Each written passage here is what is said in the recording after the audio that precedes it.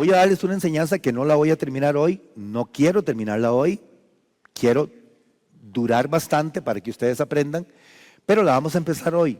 Se llama las 7 columnas de la sabiduría, así se llama, las 7 columnas de la sabiduría, porque Dios quiere que usted sea una mujer y un hombre sabio, sabio con la sabiduría de Dios, ¿verdad? Sabio con la sabiduría de Dios. Entonces, hay un pasaje muy lindo que yo me encontré en el libro de Proverbios, en el capítulo 9.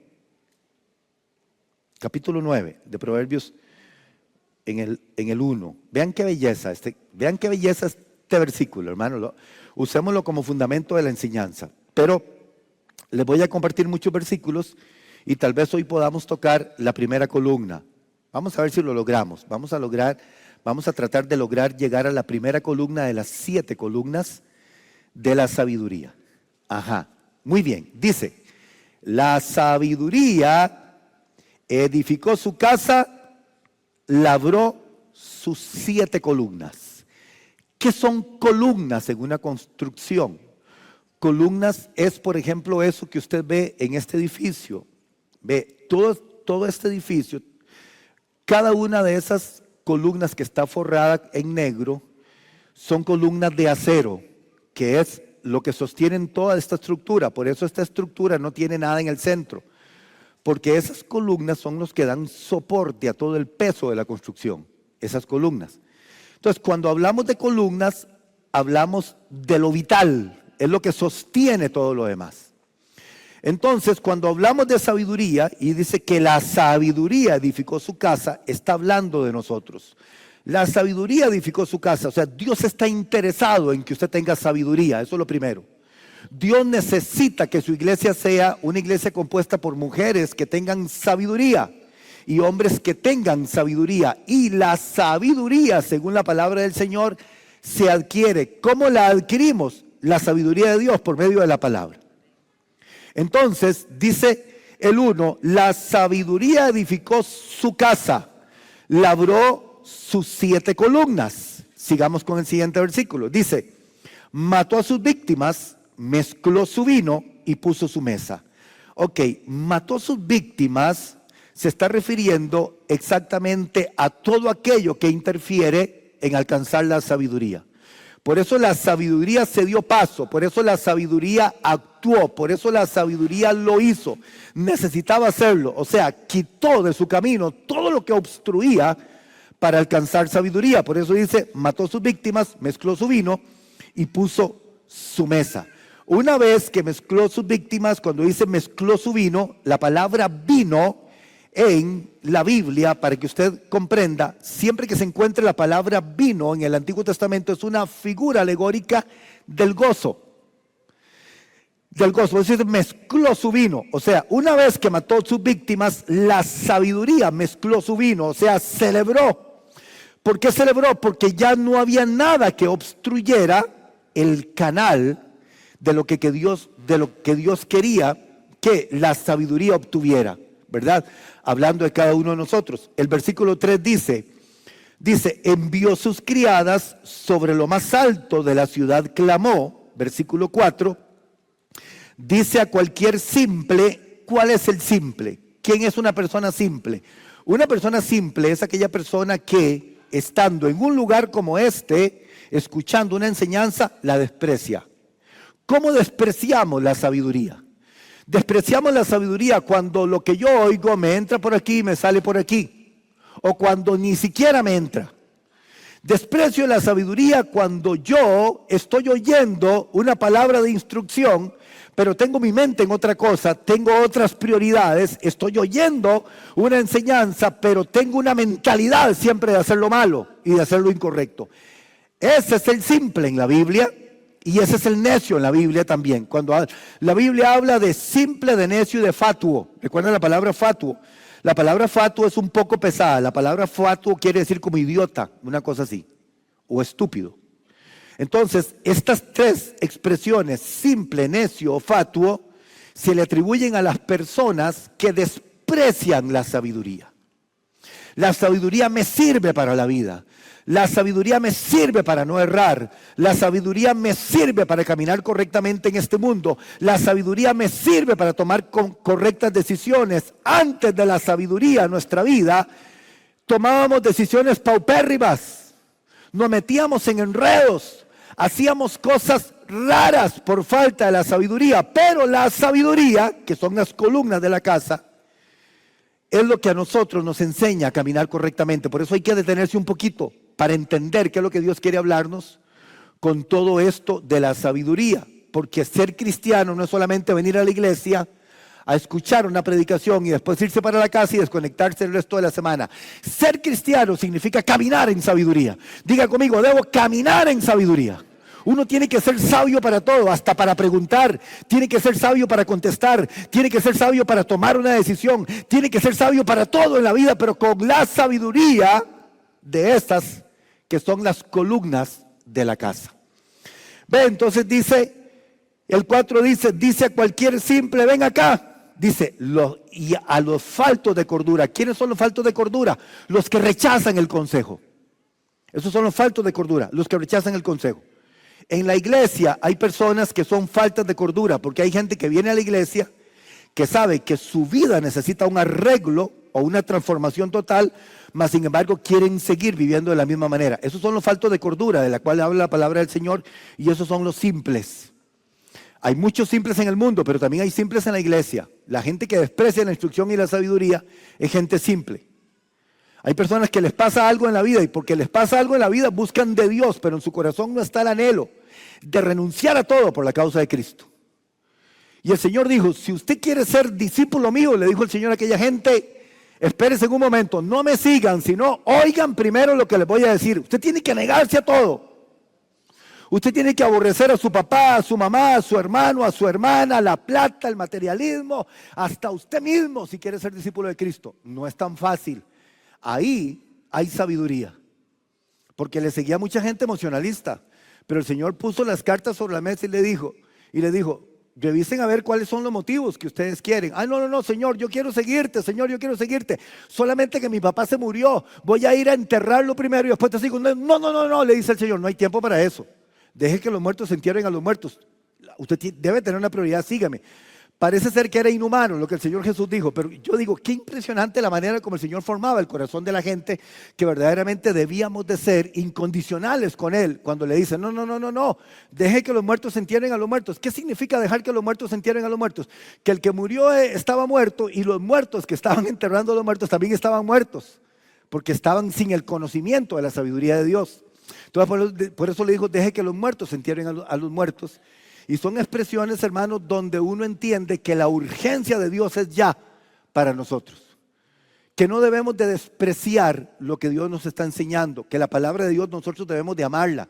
Estamos viviendo en un tiempo de aborrecimiento a la palabra. ¿Qué significa aborrecimiento en el griego original? No significa tal cual usted lo está escuchando. Aborrecimiento en el griego original significa que nosotros ponemos por encima de todo lo que tiene que ver reino de Dios, palabra, instrucción y sabiduría, un montón de cosas. Pero no es esto la prioridad de nosotros. Eso es aborrecer. O sea, lo que significa es, tu amor por mí debe ser tan grande, tan grande, tan grande que no puede competir con nada en este mundo. Y si tu amor por mí todavía compite con algo, no estás clasificado dentro de mis discípulos. Porque se puede ser un creyente, mas no un discípulo de Cristo. Hoy en día la iglesia puede estar llena de creyentes, pero no de discípulos de Cristo. La sabiduría me lleva a mí a penetrar en los linderos de ser discípulo de Cristo.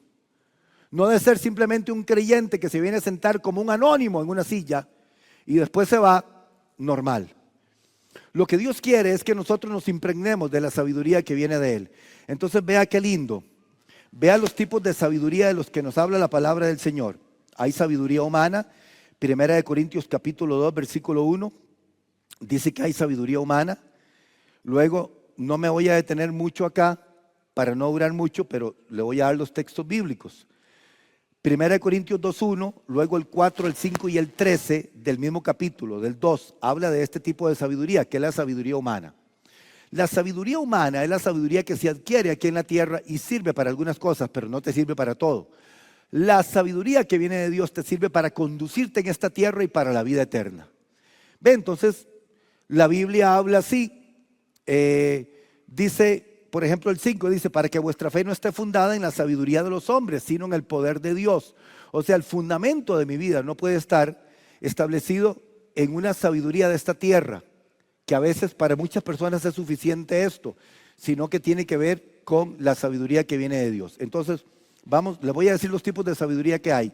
Sabiduría humana, 1 Corintios 2.1, sabiduría carnal, 2 Corintios 1.12, sabiduría del mundo, que es 1 Corintios 1.20, sabiduría de Dios, que es 1 Corintios 2.7, sabiduría terrenal, animal y diabólica, recuerden de la que habla Santiago en el capítulo 3, versículo 13, también sabiduría de lo alto y bueno, esta sabiduría de lo alto está contenido también en los mismos versículos del 13 al 18 de Santiago capítulo 3. Si quiere lo anota, si quiere no lo anota, solamente se lo digo por referencia. Pero cuando nosotros hablamos de la sabiduría, hermano, está ligada a una serie de cosas en la Biblia que es muy importante que nosotros lo comprendamos y lo entendamos para saber de qué es lo que el Señor nos está hablando a nosotros. Muy bien. ¿Saben qué significa filosofía en griego? ¿Saben qué significa? Filosofía es una palabra griega. Filos es amor. ¿Recuerdan el amor, el filos o el amor filial? Todo lo que tiene que ver con filos tiene que ver con amor. Filos es amor y sofía es sabiduría. Entonces la filosofía significa amor por la sabiduría. De alguna manera todos nosotros filosofamos también en nuestra vida cristiana porque amamos la sabiduría, pero esta sabiduría que nosotros amamos no es la sabiduría humana, sino la sabiduría que viene de Dios. Muy bien, quiero que vayan conmigo a Isaías capítulo 11, versículo 1 en adelante. Isaías capítulo 11, versículo 1 en adelante. Vean qué interesante esto, lo que dice aquí la palabra del Señor. Dice, saldrá una vara del tronco de Isaí y un vástago retoñará de sus raíces. ¿A qué se te parece eso? Dice, saldrá una vara del tronco de Isaí y un vástago retoñará de sus raíces. ¿Qué significa vara en la Biblia? Porque las palabras no están puestas ahí por rellenar. ¿Qué significa vara en la Biblia? Vara tiene que ver con el testimonio y con el historial de un Dios todopoderoso. ¿Recuerdan el uso de la vara en el Antiguo Testamento? ¿Recuerdan la vara de Aarón que florecía? ¿Recuerda cuando Dios le decía a Moisés, levanta tu vara, toca la roca con tu vara? ¿Recuerda cuando el pueblo de Israel estaba en una situación terrible que tenía al frente el Mar Rojo y atrás el ejército de Faraón? ¿Qué le dijo Dios a Moisés? Levanta tu vara. La vara tiene que ver con el testimonio de Dios, tiene que ver con la fidelidad de Dios, tiene que ver con el amor de Dios, tiene que ver con la misericordia de Dios, tiene que ver con la gracia de Dios. La vara es el currículum de Dios, es el historial de Dios. Eso significa la vara. Por eso dice, saldrá una vara del tronco de Isaí. ¿Quién era Isaí? El papá de David. ¿Recuerdan? Isaí era el papá de David. Y la Biblia dice que Jesús es de la genealogía, para que se cumpliera la palabra profética, davídica, siendo hijo de Dios. Por eso aquel hombre que estaba en aquel árbol de sicómoro subido, ¿recuerdan? ¿Quién era el que estaba en un árbol de sicómoro en Jericó subido? ¿Quién era? Zaqueo. ¿Cómo era Zaqueo? Chiquitito. Entonces se subió a un árbol para que Jesús lo viera. ¿Qué le dijo Zaqueo a Jesús? ¿Recuerdan? ¿Cómo se refirió Zaqueo cuando le dijo a Jesús? ¿Qué le dijo? ¿Qué le dijo? ¿Cómo? Hijo de David. Le dijo, hijo de David, ten misericordia de mí. Y Jesús se detuvo. ¿Por qué se detuvo? Porque Zaqueo sin querer estaba hablando de esta vara que está aquí. O sea, tal vez Zaqueo no lo sabía, pero el Señor Jesús sí lo sabía. porque la profecía de Isaías decía una vara del tronco de Isaí. Cuando lo dijo, hijo de David, estaba hablando Zaqueo de toda la profecía mesiánica y cómo el Mesías debía de haber venido de la misma raíz davídica. Entonces, hijo de David, y Jesús se detuvo, ten misericordia de mí. ¿Qué hizo el Señor Jesús? Inmediatamente le ordenó que se bajara del árbol de sicómoro. Vea qué impresionante esto. Zaqueo era un cobrador de impuestos, usaba la usura. Todos los cobros de Zaqueo eran de usura, eran ilegales. Digamos, él prestaba dinero y entonces cobraba a un porcentaje altísimo, y si la gente no pagaba le quitaba la propiedad y la gente empobrecía, y a ese hombre lo aborrecía el pueblo. Pero un día se subió al árbol ese y gritó, hijo de David, y el Señor Jesús se detuvo. Ven como Dios no es como somos nosotros. Los seres humanos marcan, los seres humanos señalan, pero mire, este hombre no era aprobado por nadie. Tan es así que seguramente, me imagino yo, cuando llegó, porque Jesús le dijo, bájate, porque hoy ¿qué voy a hacer? Dijo, ¿voy a qué? ¿A qué? ¿A qué iba a la casa? Vea que la Biblia hay que leerla bien leída. ¿A qué iba a ir a la casa de Jesús? Jesús, ¿a qué iba a ir a la casa de Zaqueo? A cenar. Y para que un judío vaya a cenar a la casa de alguien, ¿qué tiene que haber? Demasiada intimidad. Demasiada intimidad. Porque un judío no va a almorzar o a cenar a la casa de nadie si no es alguien muy íntimo. Y Jesús era judío. ¿Vieron todo esto? Solamente por haberle dicho hijo de David. Bájate de ese árbol, venga corriendo, porque es necesario que hoy vaya yo a tu casa a cenar. Efectivamente, Zaqueo, como tenía mucha plata, le preparó una cena impresionante al Señor Jesús, y el Señor Jesús llegó ahí. Y llegaron los religiosos y todo y empezaron a criticarlo, ¿verdad? Mira este con pecadores, se está contaminando con pecadores. Fue lo que menos a Jesús le importó, ¿verdad? Fue lo que menos a Jesús le importó, porque vea cómo se entreteje la sabiduría, vea. Y entonces, cuando Zaqueo estaba en lo más y mejor, Zaqueo, el amante al dinero, el materialista, que su Dios era el Dios Mamón, el Dios del materialismo, dijo, en otras palabras parafraseado, a todos los que le debo, a todos los que le he quitado plata, a todos los que yo he actuado con usura, a todos les devuelvo. ¿Cuántas veces dijo? ¿Cuánto? Imagínese. O sea, vea si se convirtió. Zaqueo es el ejemplo de la Biblia que se le convirtió la mente, el corazón y la billetera. Que hay gente que se convierte solamente de la mente, pero no se convierte de la billetera, ¿verdad? Ese se convirtió de todo, de todo. ¿Por qué razón sucedió eso? Porque a Zaqueo se le atrevió a decirle al Señor, hijo de David. Entonces, Isaías, que era un profeta mesiánico, había hablado ya de esto y dijo, vean qué bueno esto, dice, saldrá una vara del tronco de Isaí y un vástago retoñará de sus raíces. ¿Qué significa eso?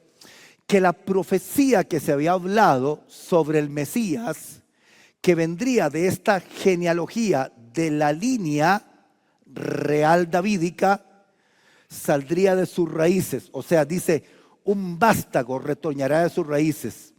Es como una ramita, saldrá directamente de sus raíces. Es lo que está diciendo aquí el profeta Isaías. Pero lo impresionante es lo que viene. Mire lo que viene. Dice el versículo 2, y reposará sobre él. Evidentemente está hablando de Jesús, ¿verdad? Porque esta es una profecía totalmente mesiánica. Isaías fue el profeta mayor, más mesiánico de todos los profetas. Por eso Isaías se le llama el profeta mesiánico. Isaías empieza a profetizar acerca de Jesús aquí, porque recuerde que era la vara del tronco de Isaí y el vástago de las raíces.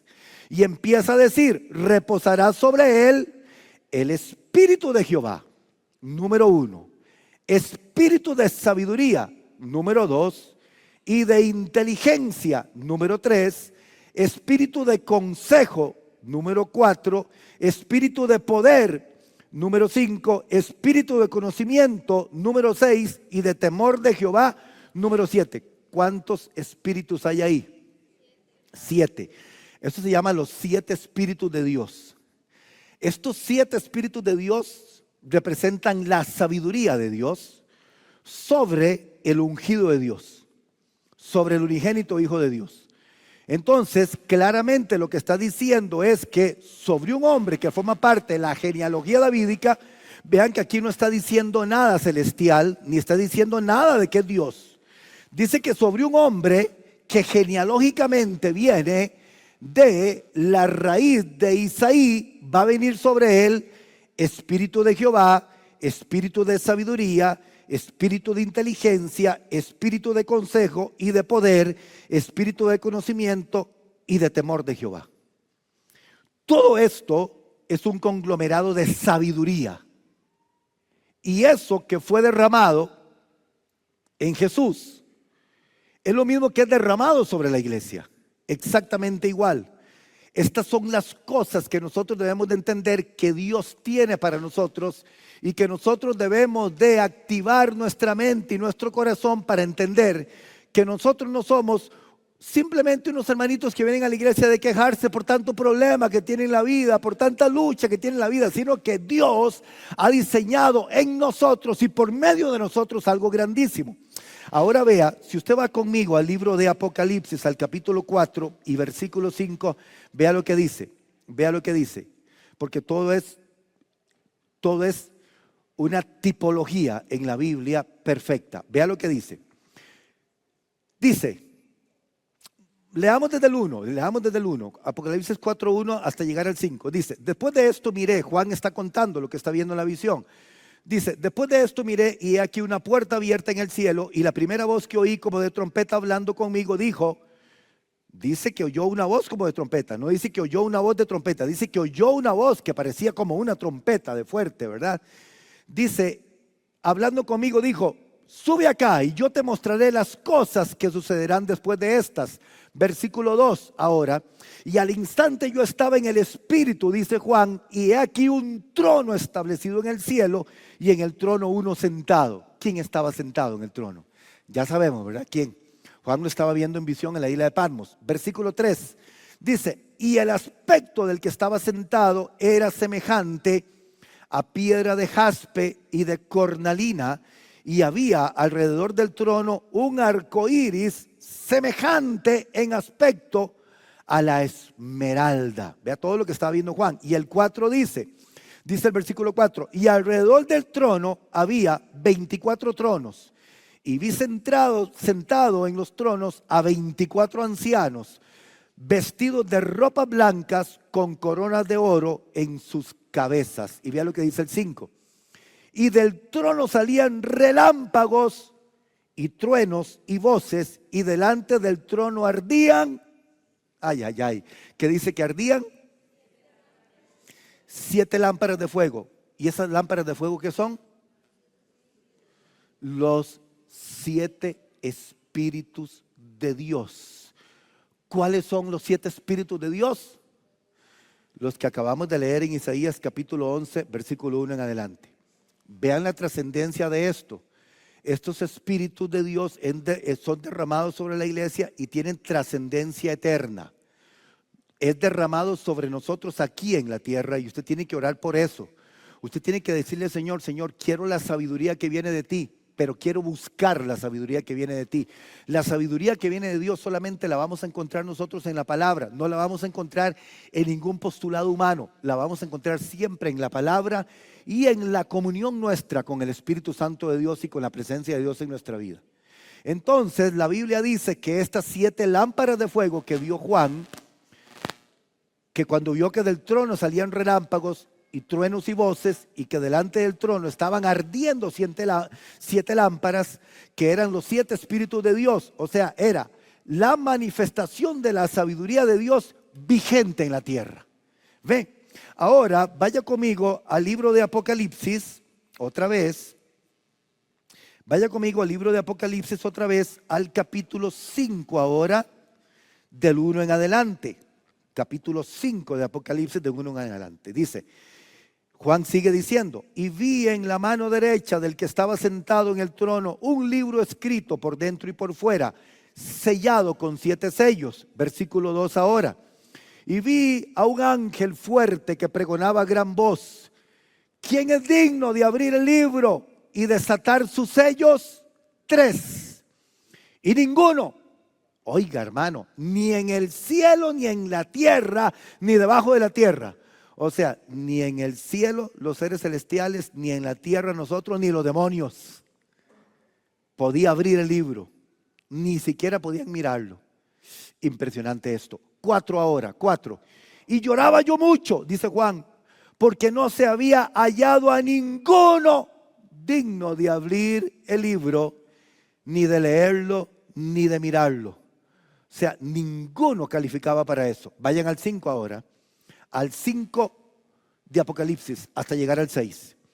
Y uno de los ancianos me dijo, no llores. He aquí que el león de la tribu de Judá, qué linda que es la palabra, ¿verdad? ¿Quién es el león de la tribu de Judá? ¿Ah? ¿Y quién es la raíz de David? ¿De dónde salió la raíz de David? Del tronco de Isaí, del vástago que salió de sus raíces, dice la palabra del Señor.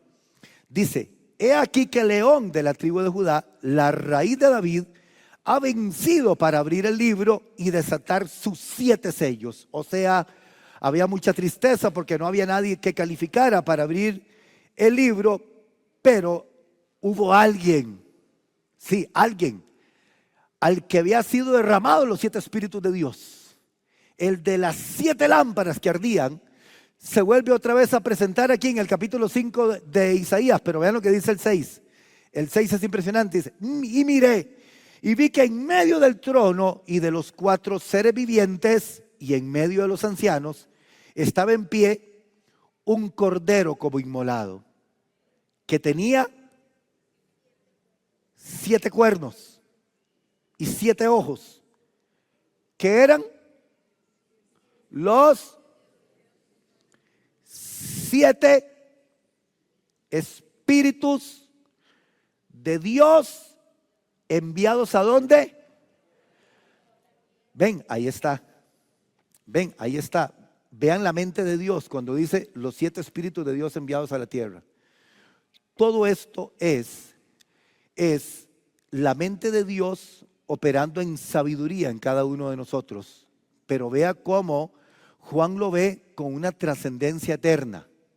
Porque lo importante para nosotros y para que nosotros entendamos, lo que Dios quiere que nosotros entendamos que es importante para nosotros es esta sabiduría que viene de Dios, que está en los 7 espíritus de Dios, que los encontramos en una armonía perfecta en aquel que era el tronco de David, que fue derramado, que profetizó Isaías y que tiene trascendencia eterna porque Juan lo vio en el libro de Apocalipsis. Ahora vaya conmigo a Zacarías capítulo 3 versículo 9 y Zacarías 4:10. Zacarías también es un libro escatológico. Zacarías profetiza mucho. Zacarías es el que dijo que el Hijo del Hombre vendrá y pondrá los pies sobre el monte de los olivos y este se partirá en 2. Zacarías es muy profético también. Y en el capítulo 3, versículo 9. 3:9, vean qué belleza. Y luego en el 4:10 dice, porque he aquí aquella piedra que puse delante de Josué, sobre esta única piedra hay 7 ojos. He aquí yo grabaré su escultura, dice Jehová de los ejércitos, y quitaré el pecado de la tierra en un día. Ven qué impresionante este versículo. Dice, y quitaré el pecado de la tierra en un día. Ahora vayan conmigo al 4:10 de Zacarías. Porque los que menospreciaron el día de las pequeñeces se alegrarán y verán la plomada en la mano de Zorobabel. Estos 7 son los ojos de Jehová que recorren toda la tierra. Y estos ojos de Jehová que recorren toda la tierra son los mismos 7 espíritus que han sido derramados sobre Jesús, el Hijo de Dios, y sobre la iglesia. ¿Vieron qué belleza esto? Cuando Pablo dice en el libro de Colosenses que todo fue sujetado bajo sus pies y que lo dio por cabeza a la iglesia, está diciendo que todo aquello que pertenecía a Jesús fue sujetado y que ahora Él lo puso por cabeza a la iglesia. O sea que la iglesia tiene la preeminencia de todo aquello que fue dado al Señor Jesús en su vida terrenal. Porque todo lo que estamos hablando acá de la profecía de Isaías, cuando habla del tronco de David, está hablando de Jesús hombre. Acuérdense que Jesús fue 100% hombre y 100% Dios. ¿Recuerdan? Que Él se vació de su gloria para ser como uno de nosotros, y siendo como uno de nosotros, dice la Biblia, aprendió la obediencia, y por eso fue derramado sobre Él los 7 espíritus de Dios, que es la sabiduría que viene de Dios. Ve, entonces, aquí nosotros vemos claramente cómo la operación de la sabiduría de Dios viene exactamente por medio de estos 7 espíritus que han sido enviados por Dios a la iglesia y han sido enviados por Dios a cada uno de nosotros. Muy bien, ahora vamos a Proverbios capítulo 1. Yo creo que sí les voy a dar le voy a dar una columna hoy. Proverbios capítulo 1. Qué campeón, pensé que no lo iba a lograr. Proverbios capítulo 1. Dice, vean qué belleza, dice, Proverbios de Salomón, hijo de David, rey de Israel. Dice el versículo 2, para entender sabiduría y doctrina, para conocer razones prudentes.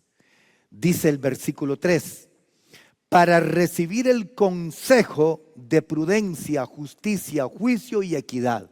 En otras palabras, para salir de la simpleza, es esto.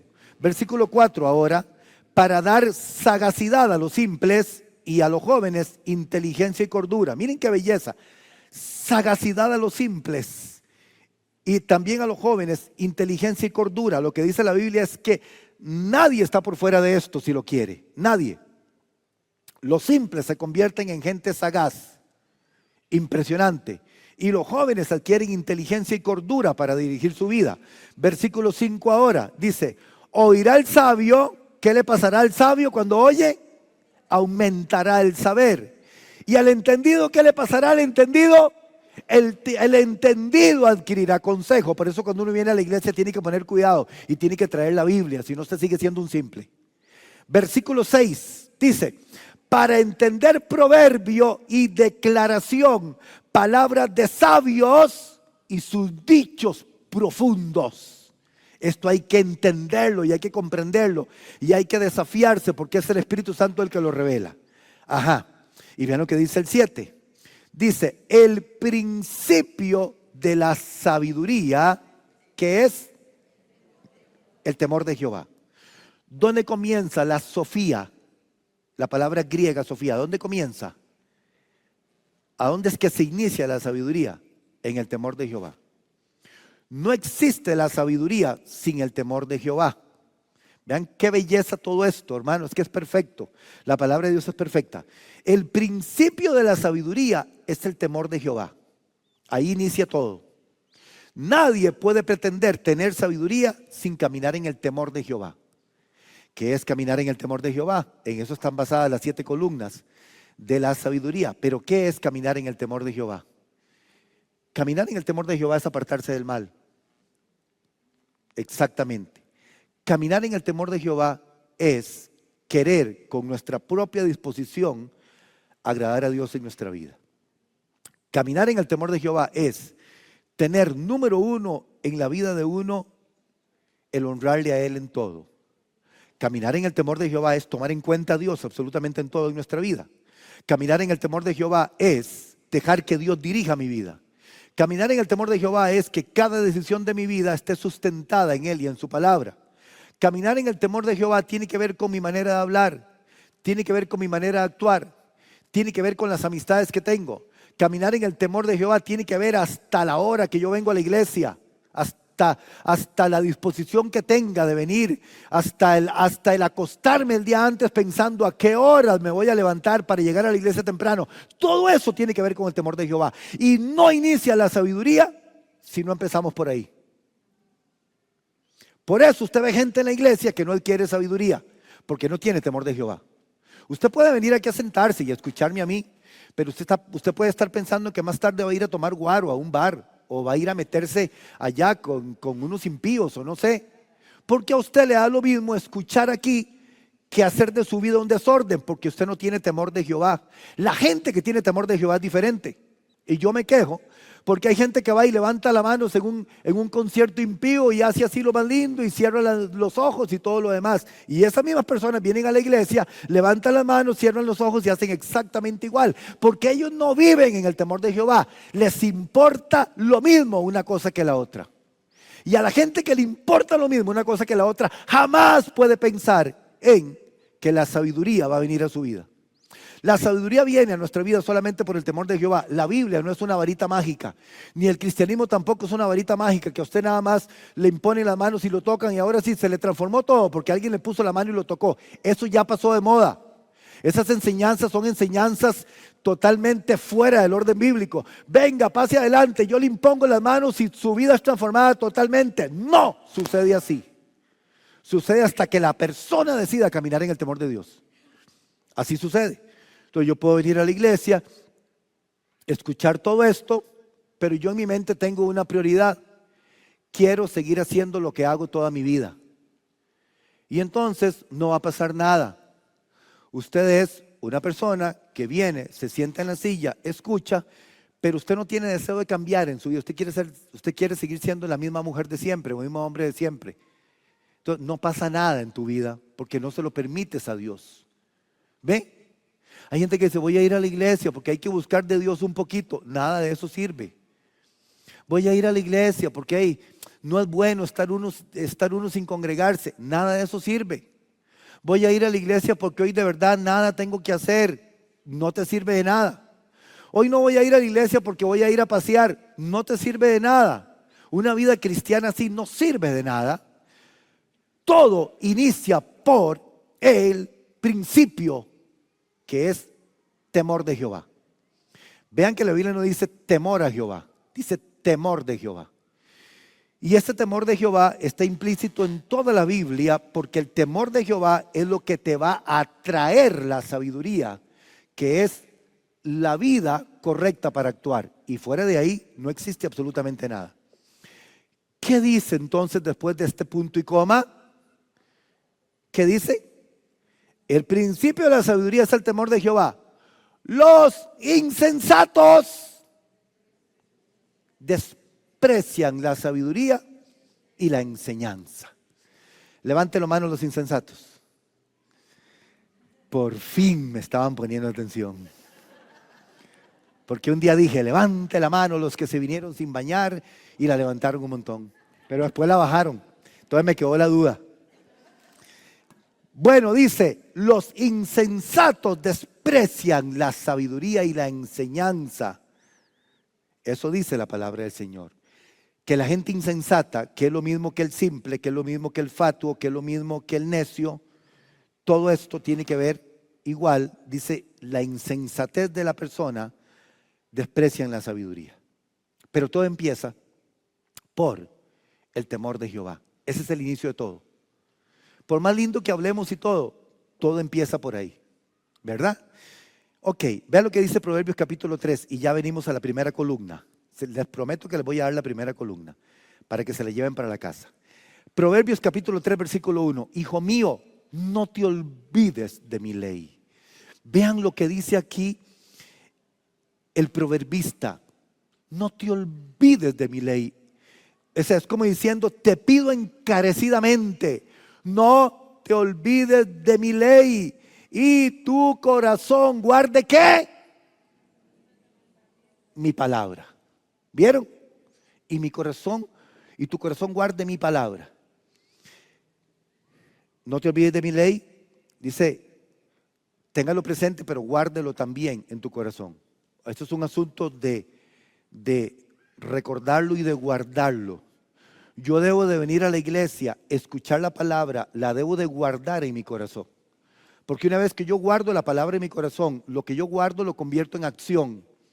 Y al convertirlo en acción, entonces empiezo a caminar en el temor de Dios. que eso lo va a decir un poquito más adelante esta lectura. Vea lo que dice el 2 ahora.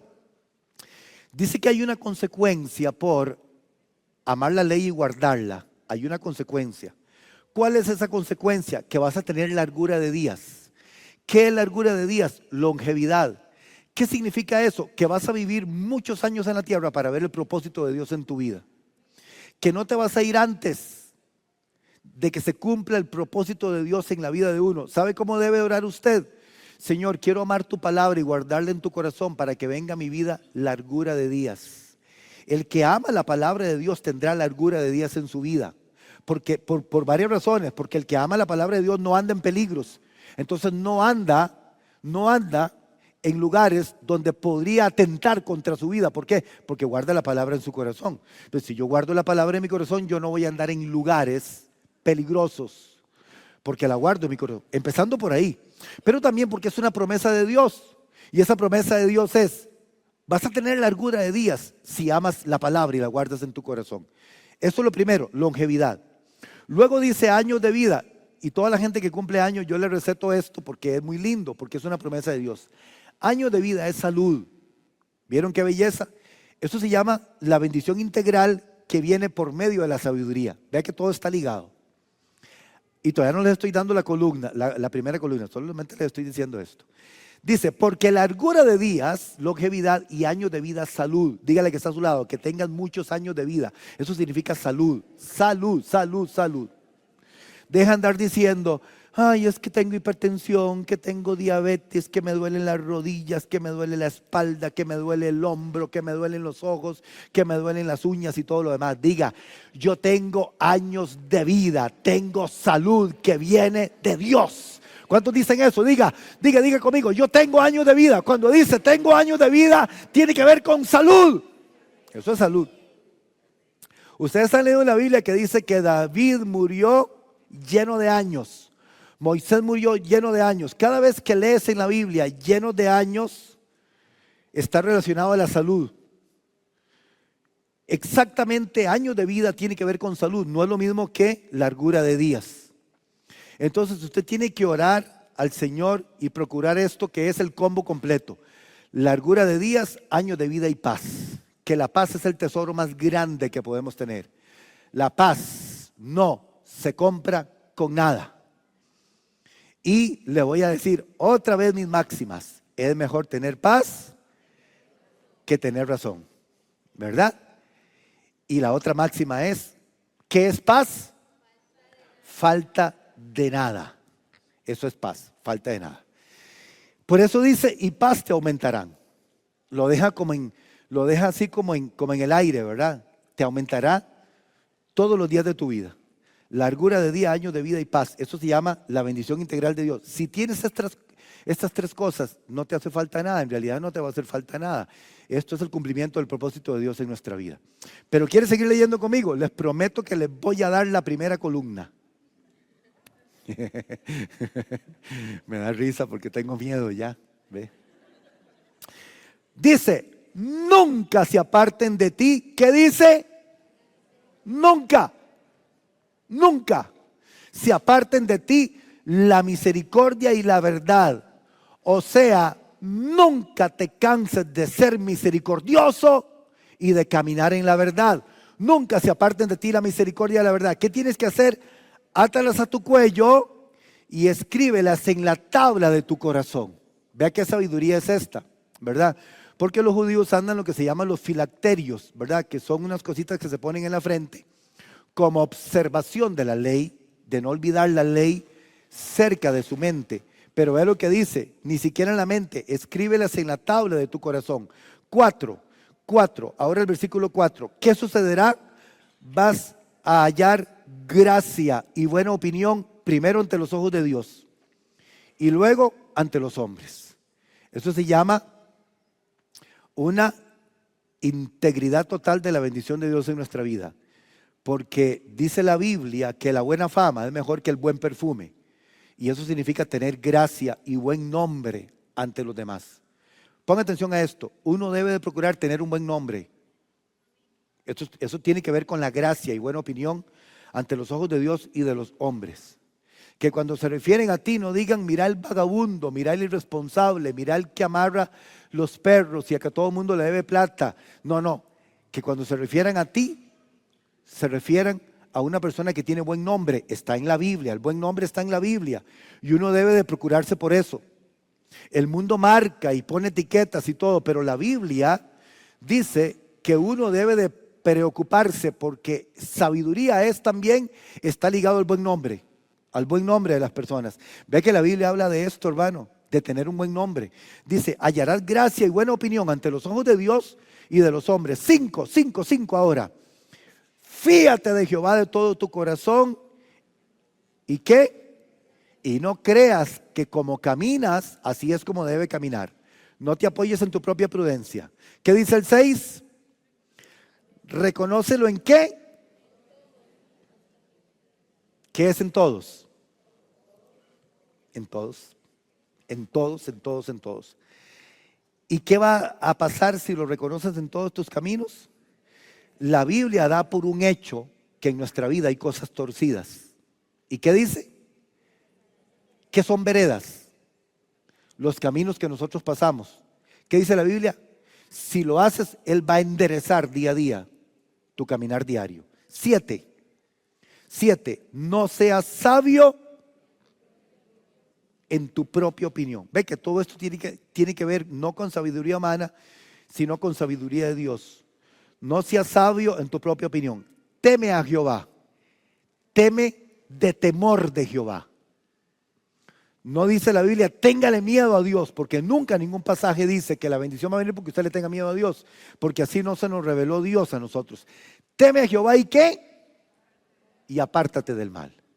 Ve, todo esto tiene que ver con la sabiduría que viene a nuestra vida. Muy bien, primera columna. ¿Vieron que sí se la di? ¿Cuál es la primera columna? La primera columna es la pureza. Tenemos que procurar la pureza en nuestra vida. La pureza es uno de las 7 columnas de la sabiduría de Dios. Y es una operación del Espíritu de Dios en nuestra vida. ¿Pureza en qué? Vean qué lindo. Pureza en nuestra alma. Primera de Pedro capítulo 1, versículo 22. Pureza en nuestra alma. Nuestra alma es la segunda instancia, ¿recuerdan? Donde están las emociones. Tenemos que tener emociones, la sabiduría nos lleva a eso. Y vea que son cosas que suceden en lo humano, porque empezamos justamente en el tronco de Isaí y en el vástago que sale de sus raíces. Está hablando de lo humano. Lo aplicamos a nuestra vida y entonces nosotros tenemos que amar la pureza como una columna de esa casa. Pureza en nuestra alma. Está ligado a los pensamientos, está ligado a la toma de decisiones diarias y está ligada a la parte emocional de nuestra vida. Eso es algo que nosotros mismos debemos de procurar porque nosotros mismos tenemos mayordomía sobre eso.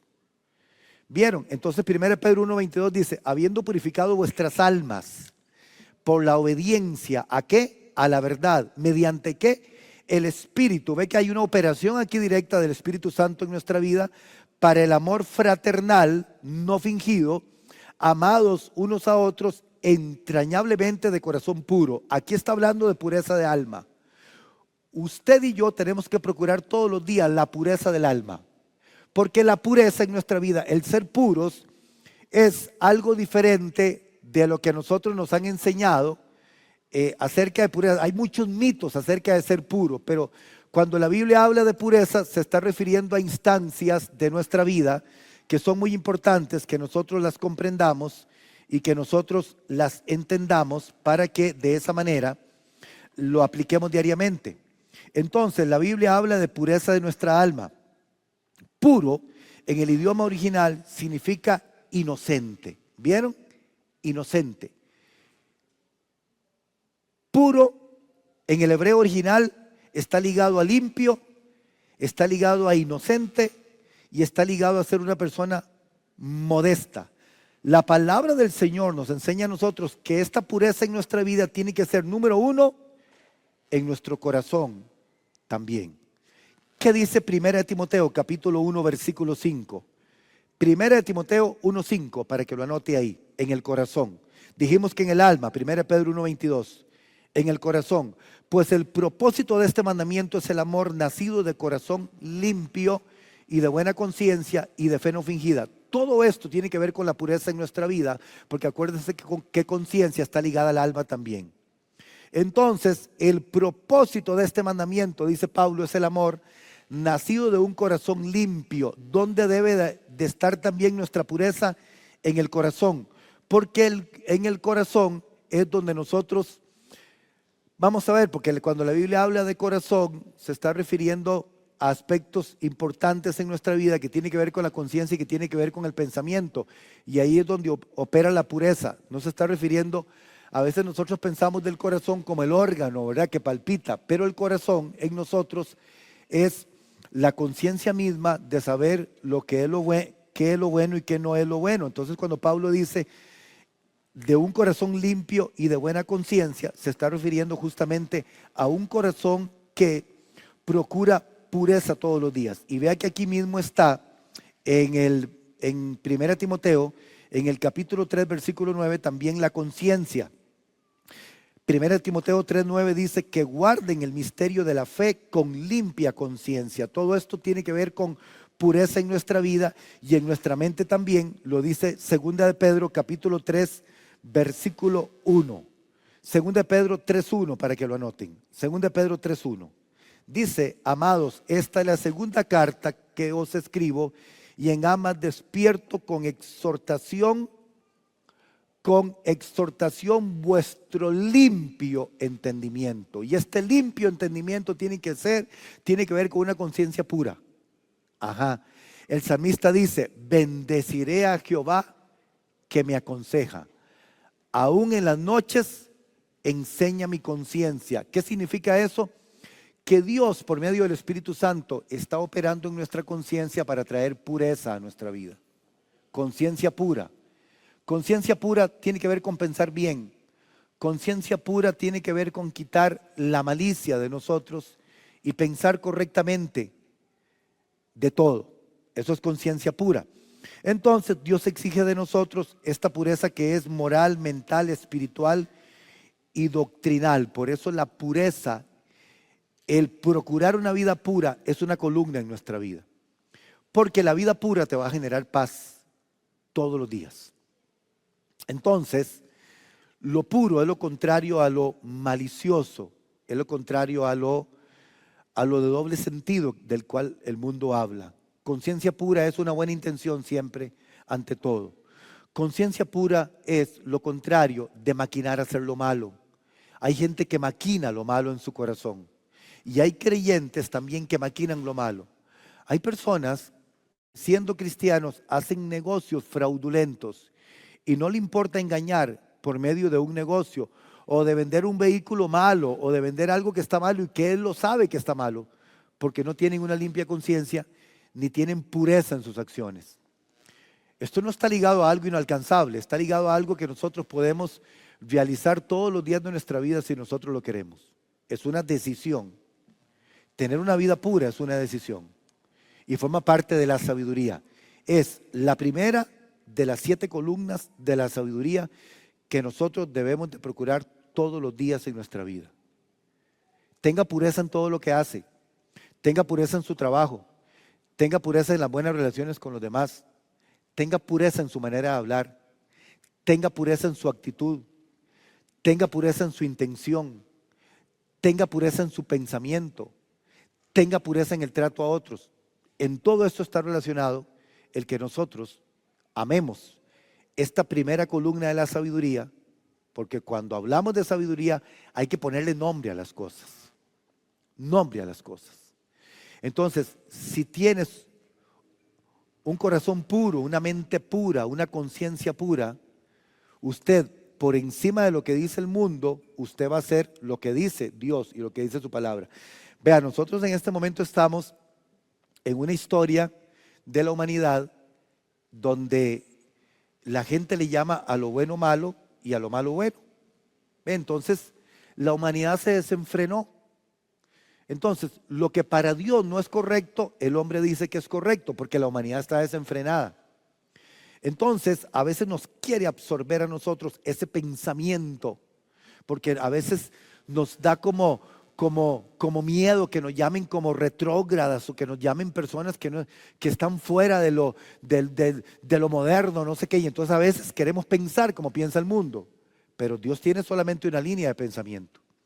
Y no necesariamente lo que diga el mundo, aunque hayan reformas de ley, aunque la Convención de los Derechos Humanos diga una cosa y la Corte Interamericana de los Derechos Humanos diga una cosa es lo que diga el mundo, una cosa es lo que diga el hombre y otra cosa es lo que dice Dios. Entonces, conciencia pura significa por encima de lo que diga el ser humano y por encima de las reformas legales, para mí es más importante lo que dice la palabra de Dios. Y entonces, eso nos hace a nosotros, y vea que es una decisión propia de caminar en lo puro. Caminar en lo puro es caminar en la palabra. Vea que todo esto, para llegar a esta columna, todo lo que hemos tenido que hablar hoy de los 7 espíritus, del espíritu de sabiduría, del espíritu de inteligencia, de todo eso que Dios derrama sobre nosotros para que nosotros vivamos una vida que agrada a Dios, que es alcanzable en esta tierra, que lo podemos alcanzar nosotros aquí si nosotros queremos. No es nada que está pegado al cielo y que decimos, no, un día cuando yo llegue a la presencia de Dios, entonces sí, todo eso lo voy a lograr. No, lo que la Biblia está diciendo es que del tronco de David, de la genealogía humana, a alguien le será derramado los 7 espíritus de Dios, lo cual sucedió en la persona de nuestro Señor Jesús. Y que a partir de ahí, Él se convirtió en nuestro hermano primogénito para que nosotros entendamos que todo eso que vino sobre el Señor Jesús en su genealogía humana también procede sobre nosotros como hijos y como hijas de Dios si usted lo anhela. No lo desprecie, ámelo, ame la instrucción, ame la enseñanza, ame la corrección, ame el caminar rectamente, ame reconocer errores, porque uno tiene que reconocer que se equivoca. Porque el que reconoce que se equivoca está dispuesto a enderezar su camino. Pero el que no reconoce que se equivoca y siempre está poniendo excusas en su vida, seguirá siempre viviendo igual. Amén. De hoy en 8, a la misma hora, con el mismo predicador y en el mismo lugar, seguiremos con la enseñanza. Pónganse de pie.